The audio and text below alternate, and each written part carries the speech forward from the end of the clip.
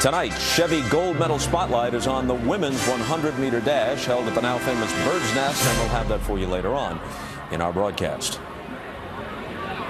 Right now, though, we have a few minutes to spend with Mary Carrillo, who's been our very own Marco Polo, traveling around China to discover stories from the host country. Yes, what have you unearthed? Well, you know how we just watch diving and you start talking dive speak, you know, how do you feel? Oh, I'm a little shy of vertical, a little over, too much splash. I discovered acupuncture here, and I'd never done it before, but many spas in America now offer treatment in a staple of Chinese medicine, acupuncture. But not long ago, America knew very little about this practice. How having needles plunged into skin became mainstream is a story of international diplomacy, a star reporter, and one very cuddly Beijing doctor.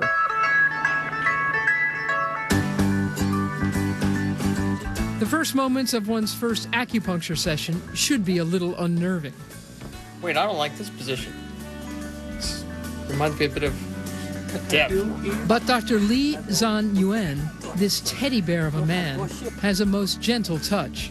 Learning from a teacher who told him, it is better to try acupuncture on oneself 1,000 times before trying it on a patient even once. It's good. Got a nice touch.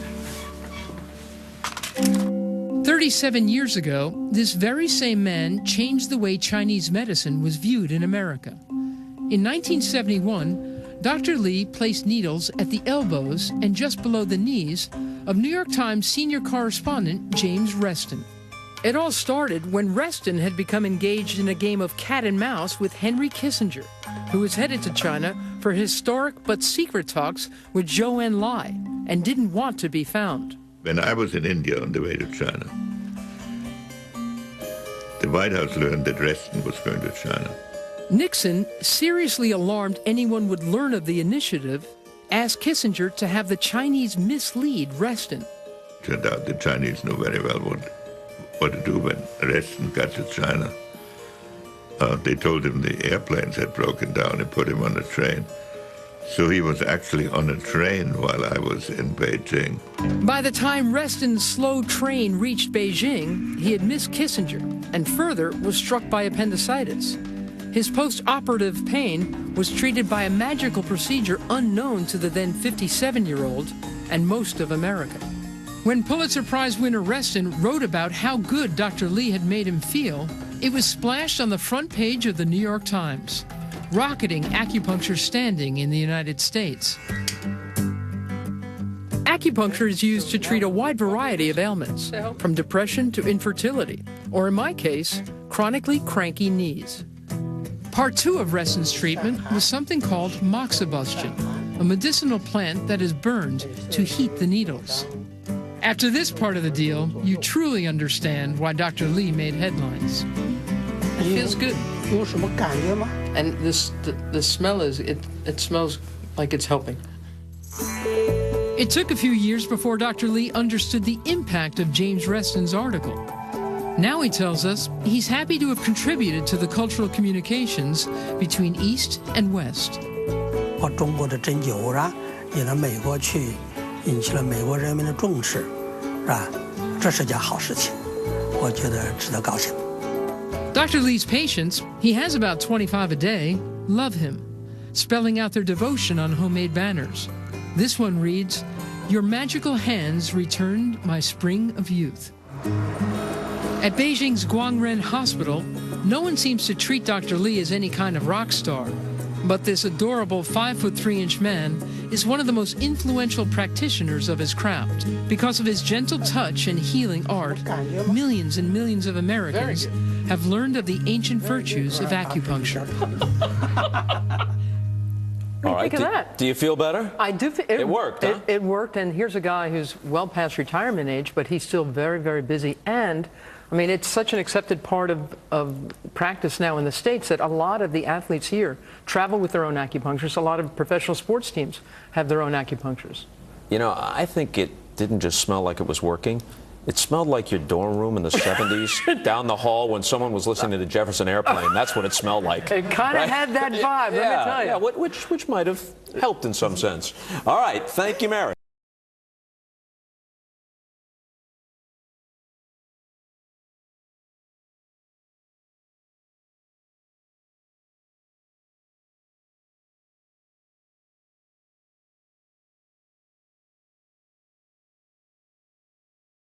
Okay, Marisol, well, this morning we're going to take a look at an ancient treatment being used to combat modern medical problems in kids. Acupuncture has been around in China for at least 4,000 years. In this country, it's still relatively new, but it's growing in popularity. And according to the National Institutes of Health, more than 3 million adults visit the acupuncturist every year. But how about kids? How about children? Here's ABC's David Wright. Little Ashley looks like any other 14-month-old baby, active, happy, healthy. But until quite recently, she was fighting one infection after another, struggling with asthma and allergies. She's been on medication since she was 2 weeks old. I wasn't comfortable with all the medications because she was so young, and I felt like there has to be another alternative.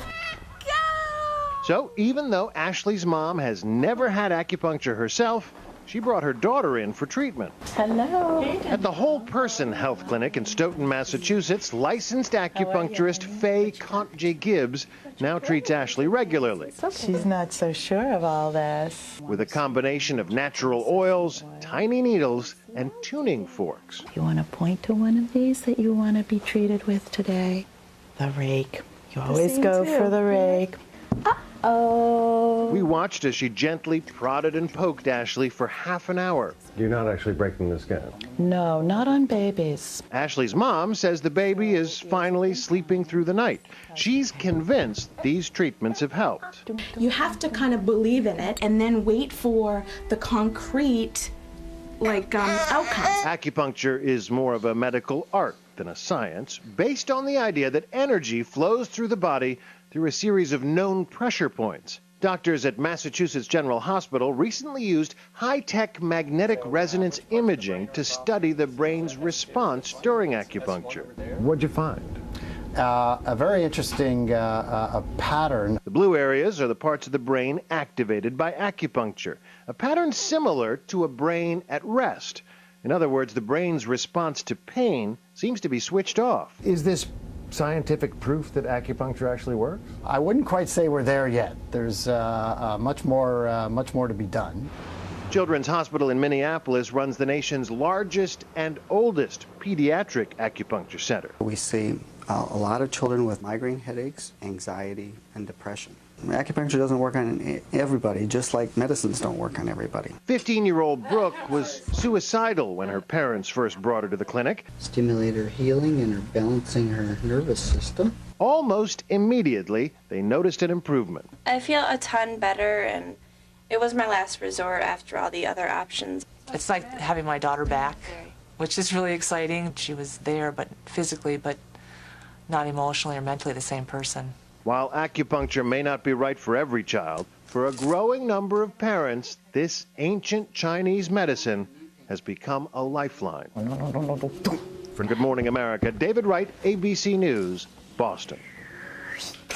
And joining us now is Dr. Woodson Merrill, someone who hopes to bridge the gap between Eastern and Western approaches to medicine. He's the chairman of integrated medicine at Beth Israel Medical Center here in New York. Good morning to you. Welcome. Thank you. You know a thing or two about acupuncture. I guess first off, as a mom, I'm wondering how young is too young? Is there an age where you would start acupuncture for certain things?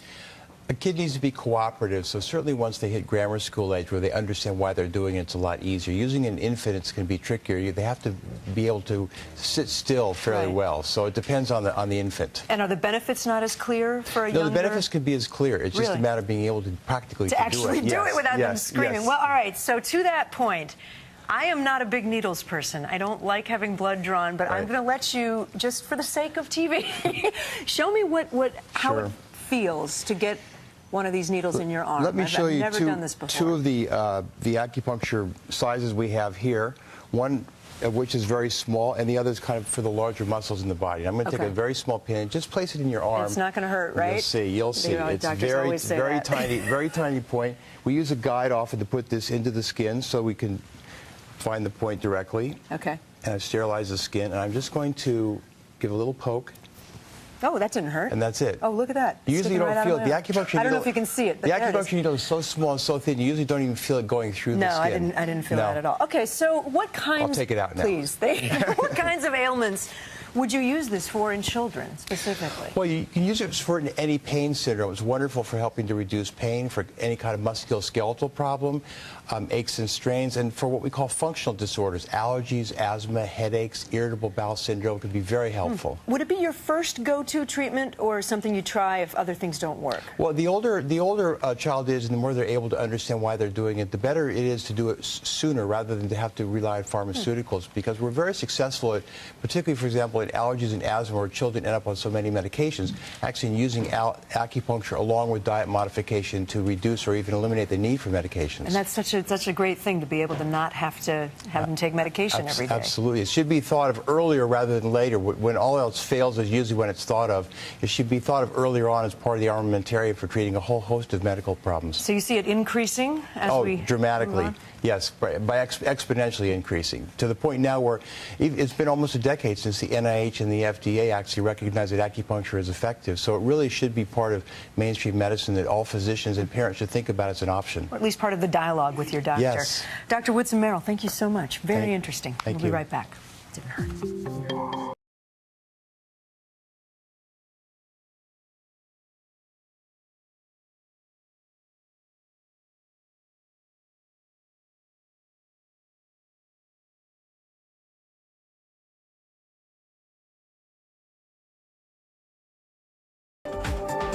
Live from Hollywood, this is the KTLA Morning Show.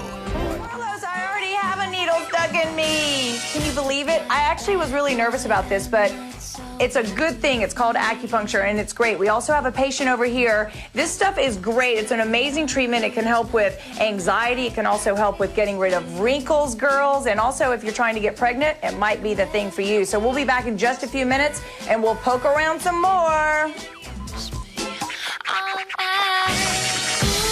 You know, you mentioned the word acupuncture, and you might send a chill down someone's spine like we just did. But, of course, Lou Parker's game for anything, as we found out today, she's sticking needles in her leg. Hi, Lou, what's all this about? I think I'm the new guinea pig for the show. Yeah. I think that's the case here. That's what I've come to the conclusion. But hey, today I am getting acupuncture, and as I said a little bit ago, I'm a little nervous about it, but she just did it here on my leg and my foot, and it really did not hurt, and my feet don't hurt, my legs don't hurt. You're aware of it, but the needles are small, as you can see. They're not huge like a lot of people think, and they get nervous about it. We're at Serenity Total Acupuncture Treatment Center. We're in Beverly Hills. And come on over here. Jeannie Kang is a practitioner here, and she's been explaining a little bit. Now, one of the reasons why I'm lying down on the table is because she's already done a procedure on me, so I can't really move a lot with this, right? Right. Okay, so acupuncture, this is your business. Why do people even come to get acupuncture? Well, so many reasons. Like the National Institute of Health, they list acupuncture is good for pain management. It's good for nausea, for chemotherapy. It's good for fibromyalgia, osteoarthritis. It's so almost anything for the body. Menstrual cramps, infertility for many women's disorders. But also the World Health Organization lists panic disorders, insomnia, and nervous disorders for very good for. And I love when you said for wrinkles. Yes, a lot of an actress actually comes in and gets it to I have an actress fill her that comes in right before she has to go to an audition, or she has to do a play. She comes in for facial acupuncture. It seems to benefit her a lot. Let's explain a little bit how it works. I remember seeing a poster like this, and I just thought it was fascinating. If you can lead the camera over there a little bit and just show them why these needles are in the body. Yes, there's 365 acupuncture points on the body, and these are some of the meridians that you're seeing here that run along from all the way from bottom of the feet to the top of the head. And we're using the acupuncture points for better blood circulation, to also balance the system with the nervous system as well. And there's points all along the arms, the torso, the legs, a lot in the face and the head points, which is why we're very good for stroke rehabilitation as well. Great, and we have Angela over here who's been a very good patient. She's been a very good patient. She's been working hard over here, and you put the needles in her back. What in the world? Yeah. Well, because there's a bladder meridian along the back that's connected to the internal organs, so we do a lot of circulatory points back here. So I did some circulatory points from T1 to T7 to help with the circulation on the upper torso of her body. Great, so that's one aspect. And then I came in with an injury, I think is an injury, and I'm thinking it's from yoga. I call it my tennis elbow, but I don't play tennis, so obviously that's not working. And I'm going to let her she's already put the needles in my general areas, I guess, for circulation, and she's already done a tongue analysis and my pulse. But now we're going to put it in my elbow, and I'm not going to be able to move my elbow once she starts doing this, but you'll actually see the poking like here. And guys, while she's doing this, Anchor's back in the studio. I've got a true-false test for you. Okay. First question, true or false? Traditional medical professionals don't believe in acupuncture. False. I think they now believe it. Okay, they do believe. 64% of doctors have referred patients to acupuncture practitioners in Oriental medicine. So they are moving toward working with them. Hey, True Lou, or false? Yeah. True or false? Does it hurt to have the needles in your arm? It doesn't hurt. It's like a little, you know, have you ever gotten, like, is it a TB test that you sometimes get on your finger or whatever? It just feels like a little, one of them hurt down near my foot, and then one I didn't even feel. Yeah, can you tell us why some of them hurt and some of them don't? Is that because you're hitting a point that is releasing something? Sometimes it is because it's releasing something, but sometimes it's just simply that you're going through the skin, so sometimes you have that effect. But most of the time, it's fairly non-painful. Do you feel anything right away after you've had the treatment? Pardon me? Is there like a sense, you feel any kind of relief right away? A lot of patients feel like a very relaxation after or during the treatment. I've had a couple of treatments, and I've actually walked out. I was a little disoriented, and they were even concerned about me. No, but you were too relaxed. No, really. It was a lightheaded feeling, and they said, yeah, it's possible. Yeah. Honey. That may not be the acupuncture. That's true. Not we didn't finish your true false, but that one's true. Yeah, you know, we can actually go back to my live shot from yesterday on that, disorientation. But you know, this is National Acupuncture and Oriental Medicine Day, and so if you want to go, you can go to our website ktla.com to find out more information. You know, about area places you can go. But of course, why would you choose any other than Jeannie Kang? And this is her information there on the screen. You can see What's at a typical 822 treatment Robertson. cost? What? What's a typical treatment cost? That's a good point. Most of the insurances are covered. 47% of insurances in the greater Los Angeles area is covered through insurance. That's a big surprise to me. I wouldn't think that. No, it's quite a good coverage. But if you don't have insurance, it would cost how much for a treatment? Anywhere between 100 to 150. Okay. And it really are. I mean, there's people with all sorts of ailments that are using acupuncture to treat them. Right. So definitely and you know, consider they were it. saying anxiety too, Michaela, which I think is great. I mean, stress, and she did the tongue analysis thing. She was able to break down a couple things. I sometimes have digestive problems a little bit in my tummy. From my dad had ulcers or something, and she said I didn't tell her that. It's like going to a psychic. I didn't tell her, but she nailed it on me. So. What else did she nail? She also said I had a little anxiety too. And what else? What else did she say about you? Oh, well. We love you, Lou. Ignore the boys. We love you. Thanks so much. She's a very good patient. Michaela. She's a great patient and a great reporter. We're glad to have her on.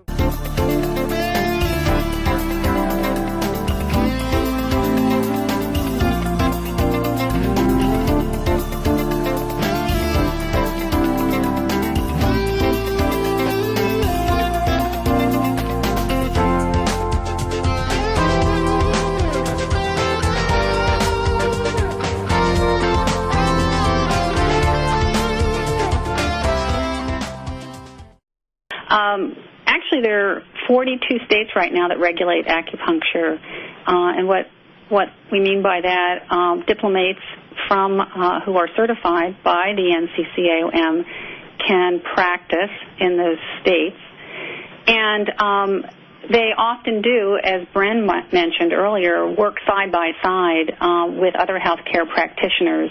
In other words, they work in an integrated practice often, or they're in a private clinic of their own, or their own private practice. Like I say, the way they become licensed is first to meet standards of competency, not only from an educational standpoint, they have to go to accredited schools, but they also then take rigorous exams that the National Certification Commission for Acupuncture and Oral Medicine administers in order to become a practitioner.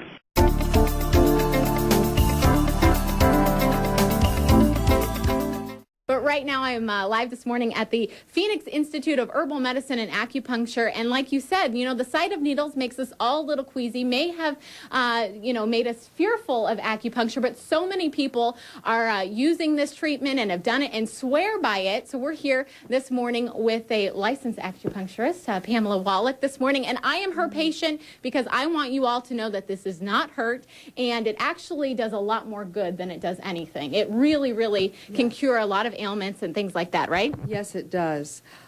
Anything you would go to a medical doctor for, you can actually go to an acupuncturist for. And the wonderful thing about acupuncture and oriental medicine is that we see the body as a whole. And we look at it more as an energetic model than more of a biochemistry model where Western medicine sees it. So, for instance, if you would have a stomach problem, you would go see your doctor. They may send you to a gastroenterologist. If you have a urinary problem, they may send you to another doctor to see a urologist. Same thing with a heart problem, a cardiologist. If you come to a traditional Chinese medicine practitioner, we treat the body as a whole. So it's a holistic way of looking at things. Now, say I was a patient, I came in here and I was having some pain in my arm. Show me what you would do and show me how this works so we can show the viewers at home that it doesn't hurt and where you put the needles and everything. Okay? First, we have to understand that we have 3 main meridian systems that run in the arm. And I would have to first see what meridian system is obstructed or affected. And that would be done by palpation. Okay. So I'm going to assume, okay, that it's in the large intestine meridian, okay? Okay, go ahead and show us then. And I'm going to put in 2 acupuncture points right now, okay? This point is called Chu Chi. Okay? Okay, it doesn't hurt at all. Alexis, you there? At all? Does it feel like a pinprick? Yeah, no, it doesn't. You don't feel anything. It doesn't feel like you think it would. Okay. I just want to let them know that. All right, and just relax your arm, okay? And this point is actually called Hegu. Okay. You might feel this a little bit more, do you? Nope. No, not really. Okay. Okay. Well, we got to wrap things up a little bit, but if they want to get in touch with a licensed practitioner, how do they? You guys have a website? We do at pima.org. Okay. Okay, and you can also contact the nccaom.org.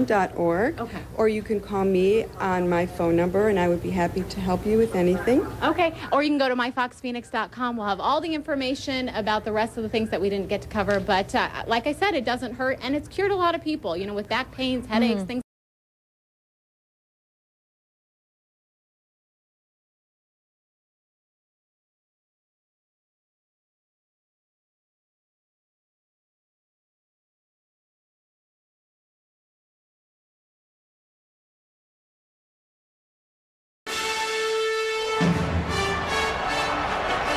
Back here looking at the bird's nest in Beijing, and if you think that childhood obesity is only a problem in the United States, you are wrong. It's a huge problem here in China. In fact, a recent study showed it's increased by 156% in the past decade alone.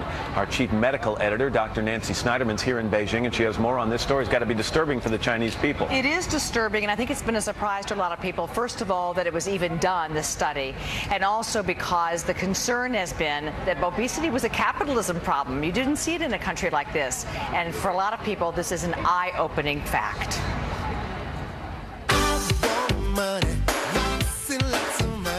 For some, China's booming economy has led to increased wealth and higher living standards.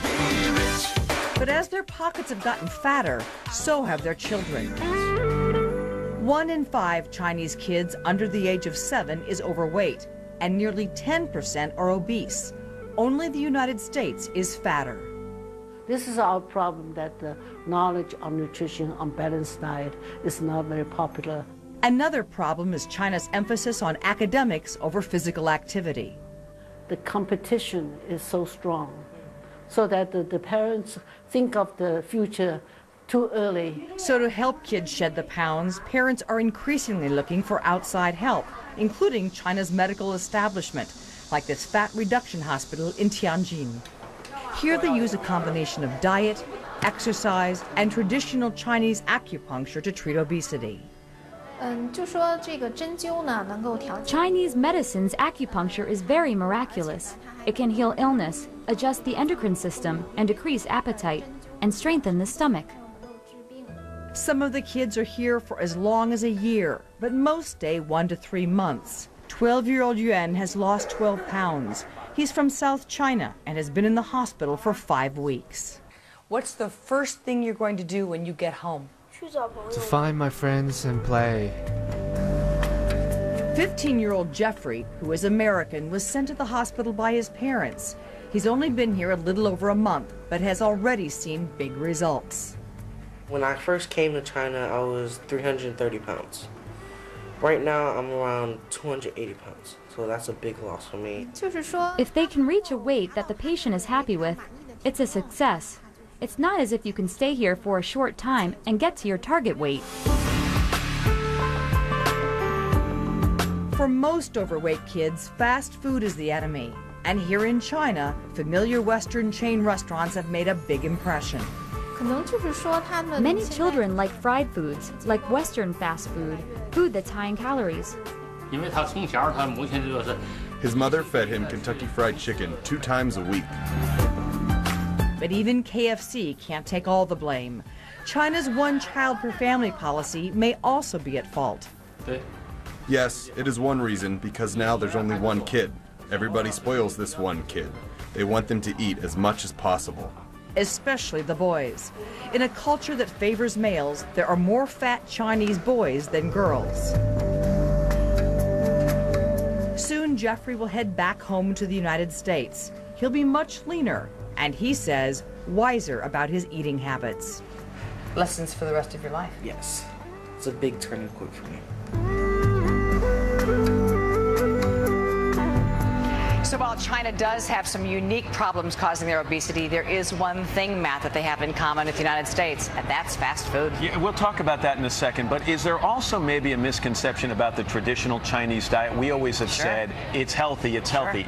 Are we rethinking that also? Well, we have to rethink it because as long, you and I know, having been here now a few weeks, rice is pretty low calorie, but a lot of the food, especially the meats, has a lot of oil in it. So it doesn't take much, and the Chinese have increased their portion size as we have in the United States. They're getting a lot of saturated fat. And when we talked about fast food in your piece right there, you showed some very popular Western brands and outlets for fast food.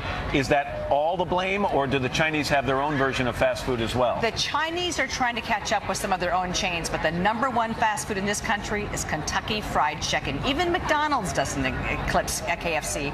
And the young boys that I talked to at this hospital, they were pining for their fried chicken. So do you see the same menus here in China in terms of fast food than you see in the States, or are there other things? A little different. You have burgers, you have pizza, but you have salads with duck, you have corn, and trying to get sort of ahead of the fast food issue. There are menus for fruit, but it may have yogurt or sour cream or mayonnaise on top of it. Before I let you go, a lot of people back in the States probably watched that and thought, acupuncture for obesity and weight loss, does that work? Now, what do Western doctors think about that? Well, we know that acupuncture's been used, but in the United States, you'll see people get a needle in their ear, knowing that there's a nerve in your ear that goes to your stomach. I think the weak link in this hospital system that I looked at is there's no nutritional counseling. The little boy I talked to, I said, "What's your favorite food?" He said, "Fried beef." So if there's no education for that, the acupuncture is not going to help long term. But I'm a big believer in acupuncture, as you know. And I am too. Nancy, thank you very much.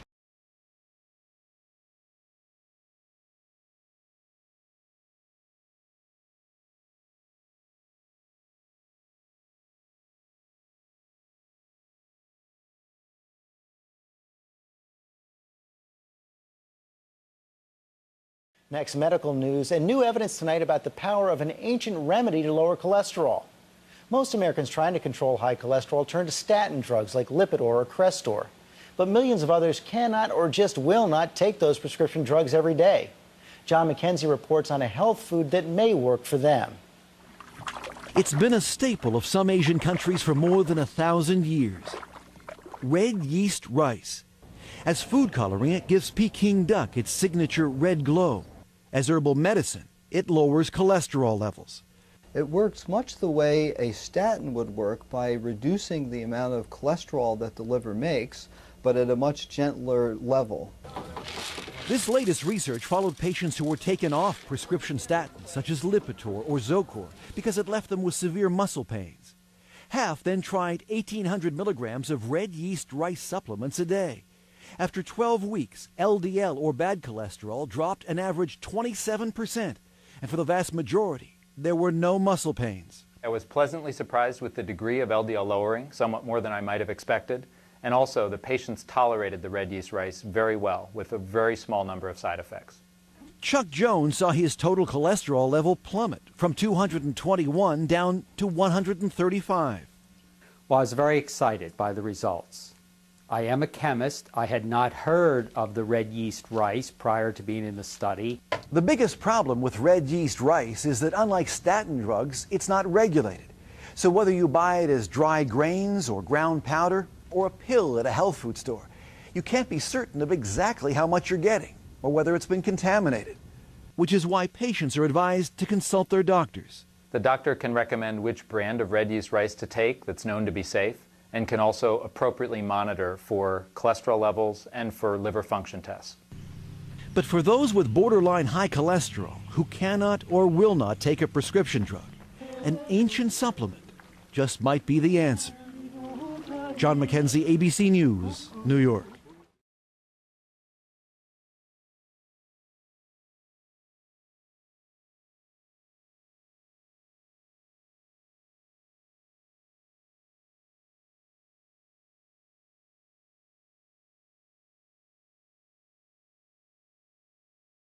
There's an intriguing new study out this evening that says acupuncture treatment, even if it's not done properly, may be more effective than conventional therapy in treating lower back pain.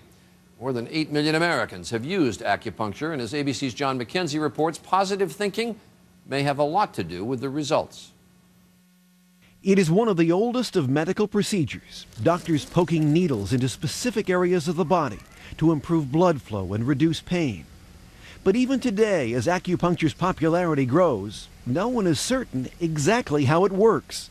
It certainly does seem to stimulate endorphins, which are the body's natural pain-killing and mood-elevating substances. This latest study looked at 1,100 patients being treated for lower back pain. 48% of those getting Chinese acupuncture reported significant pain reduction. That's almost double the rate reported by those receiving traditional physical therapy and pain pills. But it didn't matter if doctors were even doing the acupuncture correctly. As part of the study, some patients got sham acupuncture, where needles are randomly placed without any intended benefit. Of those getting the sham procedure, 44% said they too felt much better. Today's results are likely to fuel the argument that acupuncture is nothing more than a placebo effect. That often just thinking a procedure will work is enough to make it work. And some doctors say that's just fine. I feel that it doesn't matter whether it's a placebo effect or not. As long as we can get our patients better, the end result is all we're looking for. It's all Carol Stonger was looking for as she received treatment this afternoon. I'm very happy with the acupuncture that I've had so far, and I certainly think it has improved my back. But it's not just pain. Some doctors are using acupuncture to improve fertility, treat insomnia and allergies, and reduce nausea during chemotherapy. And because the procedure is so safe, so benign, many doctors are willing to encourage it, even while the verdict is still out on how it actually works. John McKenzie, ABC News, New York. And we have posted the latest research on acupuncture and its use in the treatment of cancer, migraines, and other conditions at our website, abcnews.com.